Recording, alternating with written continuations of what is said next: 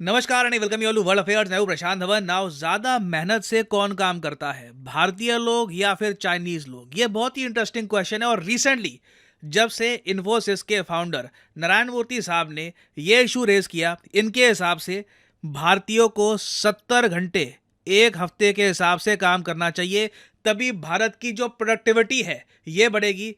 इसके बाद से ना ये क्वेश्चन काफी हद तक रेज किया गया है कि ज्यादा मेहनत से कौन काम करता है। क्या इंडियन जरा काम करते हैं, चाइना के लोग जरा काम करते हैं? एक्चुअली कितना काम करने से प्रोडक्शन आपकी बेहतर होती है?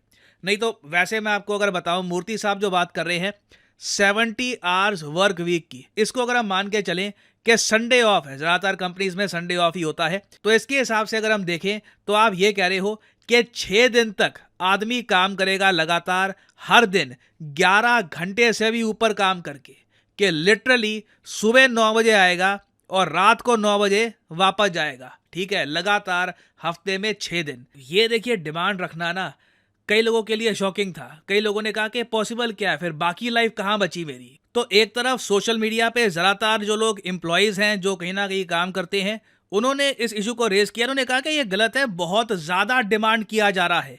इतना काम दुनिया में शायद कोई नहीं करता होगा, इतने वर्क आवर्स शायद दुनिया की किसी भी वर्कफोर्स से डिमांड नहीं किए जाते होंगे। मगर इंटरेस्टिंग बात देखिए कि मूर्ति साहब के बाद भारत के कई और जो कॉरपोरेट बॉसेस हैं, उन्होंने ये बात बोली कि जब पीएम मोदी डेली, ये माना जाता है कि पीएम मोदी डेली 14 से 16 घंटे काम कर लेते हैं, तो लोग ये काम क्यों नहीं कर सकते? अगेन ये बात यहाँ पे आप देख पाओगे सज्जन जिंदल साहब ने कही है। उसके अलावा ओला के जो आज के समय मेन हेड है भावेश अग्रवाल, इन्होंने भी ये कहा कि हमारे यहाँ भी काम जोर शोर से चल रहा है, हम बहुत कुछ एकम्प्लिश करके दिखाएंगे और हमारी टीम में हर एक आदमी 70 घंटे से ऊपर काम कर रहा है। तो जो कॉरपोरेट बॉसेज हैं वो सब तो कह रहे थे कि जी आप 70 आवर्स वर्क वीक कह रहे हो, हम तो इससे भी आगे निकलने की बात कर रहे हैं अगर जेन्युइनली प्रोडक्टिविटी बढ़ानी है। अब देखो हम लोग जब ये सब बातें सुनते हैं ना, मैं जब हम लोग कह रहा हूँ तो मैं अपनी बात कर रहा हूँ, और जो जनता यहाँ पर सुन रही है, मोस्ट प्रोबेबली 99% जो आप लोग यहाँ पर सुन रहे हैं, आप भी या तो कहीं ना कहीं एक एम्प्लॉई हैं या फिर आप अभी एस्पिरेंट हैं, आप जॉब की तलाश में हैं, आप जॉब चाहते हैं। हमको जो ये सब बातें हैं कि 70 घंटे काम करो एक हफ्ते में, 80 घंटे काम करो, ये सब सुन के हमें फील होगा कि ये तो अनफेयर है। क्योंकि क्या हम इंडियंस इतना कमा रहे हैं, इतना ज़्यादा आउटपुट देने के बाद भी? वेल, इसका आंसर है नहीं। मैं आपको एक सिंपल सी बात बताता हूँ। देखो, ये आपके सामने बहुत अच्छा चार्ट है, इसमें आपको दिख जाएगा कि हर कंट्री की पर कैपिटा इनकम क्या है और कितने घंटे एक हफ्ते में वहाँ पर लोग काम में बिताते हैं। यूएसए में अगर हम देखें तो 36 घंटे का इनका वर्क वीक होता है। याद रखिएगा, जो हमसे डिमांड किया जा रहा है उसका आधा 50%, और जो यहाँ पर जीडीपी पर कैपिटा है $75,000 के भी ऊपर है। नाउ अगेन मैं यहाँ पे मेंशन कर दूं, हर एक आदमी यूएसए में इतना नहीं कमाता। जो जीडीपी पर कैपिटा निकाली जाती है ये काफ़ी बार एवरेजेस से निकाली जाती है। तो यूएसए में कुछ चुनिंदा लोग जो मिलियंस भी कमाते होंगे न्यूयॉर्क में बैठकर या फिर इनकी बड़ी स्टेट्स में बैठ के, कैलिफोर्निया में बैठकर, उनका डेटा काफ़ी बार मिक्स हो जाता है उन लोगों के साथ भी जो महीने के 30-25 हज़ार डॉलर के आसपास कमाते हैं। तो ये बात हमको ध्यान में रखनी होगी। But at the same time ना, अगर हम दुनिया की सारी मेजर इकोनॉमीज को देख ले, चाइना को देख ले, जर्मनी को देख ले, यूके को देख ले, इंडिया में जो ओवरऑल पैकेज हमको मिल रहा है ये बहुत ज़्यादा कम है। इंडिया में हम लोग ऑन एन एवरेज 47.7 आवर्स का वर्क वीक बिताते हैं। ये इंटरनेशनल लेबर ऑर्गेनाइजेशन का डेटा है, और उसके बदले में हम लोगों की जो पर कैपिटा इनकम रहती है ये $8,379 के आसपास रहती है। नाउ अब ये सब तो जी डेटा हो गया मैक्रो लेवल पर।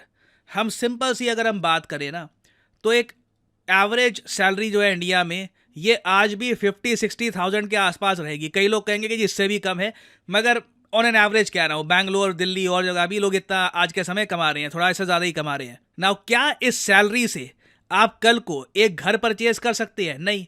इंडिया में प्रॉपर्टी के रेट्स आप देखो ना तो एक बार को यूरोप को मैच करते हैं। कहीं भी कुछ आप फ्लैट लेने के लिए जाओ, 1 करोड़ 2 करोड़ सीधा रेट निकलता है। ठीक है, आप और चीज़ों के प्राइसेस देख लो। आपको अगर मान लो अपनी हेल्थ पे पैसा खर्चना है, कल को आपको मान लो कोई मेडिकल खर्चा करना पड़ता है, लाखों रुपए लग जाते हैं। आपको अपने बच्चे की एजुकेशन पे खर्चना है, उसमें लाखों रुपए लग जाते हैं। तो ओवरऑल आप अगर देखो ना, जितना टाइम इंडियंस दे रहे हैं हर हफ्ते ऑलरेडी, ये कम नहीं होता 47.7। मूर्ति साहब कह रहे हैं कि इससे भी बढ़ाकर 70 कर दो इसको। तो क्या उसके बदले में हमारी सैलरीज उतनी अच्छी हैं कि इंडिया में हम लोग खुद का घर आराम से परचेज कर पाएं, या फिर कई और चीज़ें होती है लाइफ में, उससे हम अपना जो क्वालिटी ऑफ लाइफ है इंप्रूव कर पाएं? तो इसका आंसर है नहीं, हम लोग इसमें बहुत पीछे हैं। आई मीन अगर हम इंडिया और चाइना को ही कंपेयर करें ना, तो हमारे यहाँ देखो जो ओवरऑल सैलरी पैकेज है ये 4 लाख से लेकर, साल की बात कर रहा हूँ, 4 लाख से लेकर 17 लाख के आसपास का रहता है। ठीक है, आप जितना हाई लेवल पे जाओगे उतना सैलरी पैकेज आपका बढ़ जाएगा। चाइना को अगर हम देखें ना, तो इन लोगों का जो एवरेज सैलरी के हिसाब से बन रहा है डेटा, ये है $4,214 मंथली की मैं बात कर रहा हूँ। तो मंथली आप कह लीजिए ऑन एन एवरेज एक आदमी चाइना में 3-4 लाख रुपए कमा ही रहा है। तो हम लोग देखो सैलरी के मामले में, और उसके अलावा फिर क्वालिटी ऑफ लाइफ भी आप देखते हो, क्या हमारे यहाँ इंफ्रास्ट्रक्चर उस लेवल का पहुंच चुका है? वो भी नहीं पहुंचा। तो चैलेंजेस देखिए हमारे सामने बहुत सारे हैं। तो ऐसे चैलेंजेस के बीच में जब आपसे डायरेक्टली फिर यही पूछा जाता है कि अभी तो आप हार्ड वर्क जितना कर रहे हो उससे कई गुना ज़्यादा करना होगा, लोग सच में सरप्राइज फील करते हैं। और अगेन देखो, मेरी कोशिश रहती है वीडियो में आपको दोनों पहलू दिखाऊं। मूर्ति साहब अपनी तरफ से जो कह रहे हैं ना, उसके पीछे भी एक रीज़न है। मैं ये नहीं कहूँगा वो ठीक कह रहे हैं बिल्कुल भी, मगर मैं ये कहूँगा कि मैं समझ सकता हूँ कुछ हद तक कि उन्होंने ऐसा क्यों कहा होगा। आप अगर इंडिया में प्रोडक्टिविटी की बात करो, अब कई लोग ये पूछते हैं कि अच्छा एक बात बताओ, बात चल रही है कि घंटे बढ़ा दो काम के, तो इससे होगा क्या? कहते हैं कि जी प्रोडक्टिविटी बढ़ेगी। प्रोडक्टिविटी होती क्या है? देखो, प्रोडक्टिविटी हम मान के चलते हैं कि पर एम्प्लॉय कितना रेवेन्यू आपको आ रहा है। जो ये बड़ी कंपनीज हैं, कॉरपोरेट हैं, ये बिजनेस करने के लिए आए हैं। इनको उम्मीद ये है कि हर एक आदमी को जो ये नौकरी देंगे ना, ये ओवरऑल कंपनी को रेवेन्यू और ज़्यादा जनरेट करने में हेल्प करेगा। इंडिया में देखो हमारा रेवेन्यू पर एम्प्लॉय कम रहता है।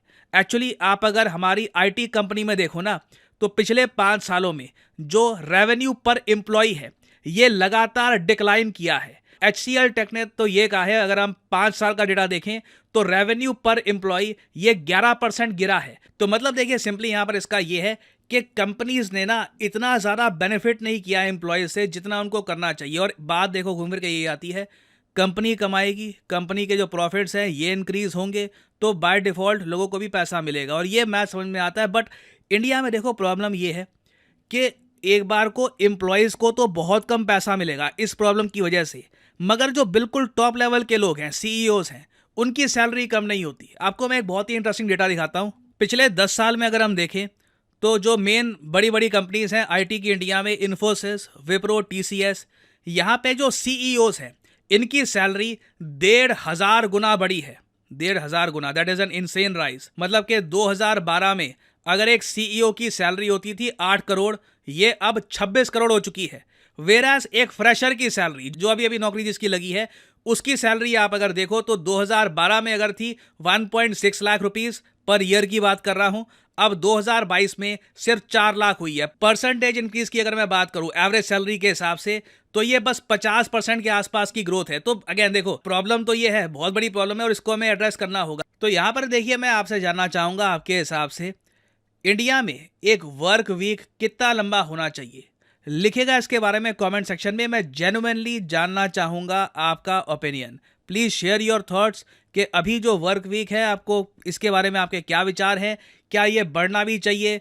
चाइना से ऑलरेडी मैं जैसे आपको बता चुका हूँ हमारा वर्क वीक थोड़ा सा ज़्यादा ही है, इवन दो चाइना के लोग हमसे कई गुना ज़्यादा कमा रहे हैं। तो लिखिएगा इसके बारे में कमेंट सेक्शन में, मैं जानना चाहूँगा आपके ओपिनियन। और अनअकैडमी के देखिए ऑफर चल रहे हैं आज के समय, ये जो ऑफर्स हैं इनको आप यूज़ कर सकते हैं टू गेट डिस्काउंट। तो कमेंट सेक्शन में लिंक आपको मिल जाएंगे, आप यहाँ पर कोर्स ओपन करके you can use the code PD10 और आपको डिस्काउंट मिल जाएगा। और जो सेल्स टाइम टू टाइम आती रहती है इनका भी आप लाभ उठा पाएंगे। So this is the end of the video, thanks for listening and as always may the gods watch over you.